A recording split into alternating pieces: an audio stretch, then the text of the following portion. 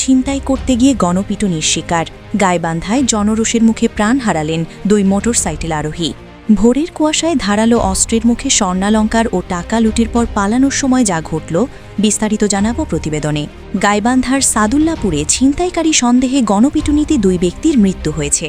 আজ শুক্রবার ভোরে উপজেলার খোদ্দকুমরপুর ইউনিয়নের মোজাহিদপুর এলাকায় এই ঘটনা ঘটে। নিহতরা হলেন পলাশবাড়ী উপজেলার সাঁতারপাড়া গ্রামের লেবু মিয়া ওরফে ভণ্ডল এবং মোস্তাপুর গ্রামের মুইনুল ইসলাম।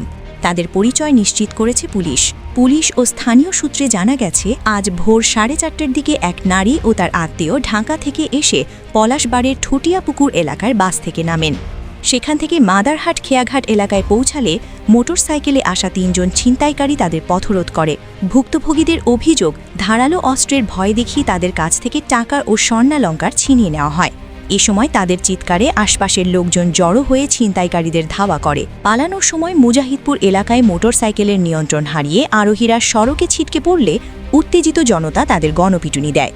এতে ঘটনাস্থলেই 2 জনের মৃত্যু হয় এবং অপরজন কৌশলে পালিয়ে যায়। খবর পেয়ে সাদুল্লাপুর থানা পুলিশ ঘটনাস্থল থেকে 2 জনের মরদেহ এবং ছিনতাই কাজে ব্যবহৃত মোটরসাইকেলটি উদ্ধার করেছে। সাদুল্লাপুর থানার ওসি আব্দুল আলিম জানিয়েছেন, মরদেহ দুটি ময়নাতন্ত্রের জন্য গাইবান্ধা জেনারেল হাসপাতালের মর্গে পাঠানো হয়েছে। এ ঘটনায় আইনগত ব্যবস্থা গ্রহণ সহ বিষয়টি তদন্ত করে দেখা হচ্ছে। আইন নিজের হাতে তুলে নেওয়ার এমন ঘটনা এলাকায় চাঞ্চল্য সৃষ্টি করেছে।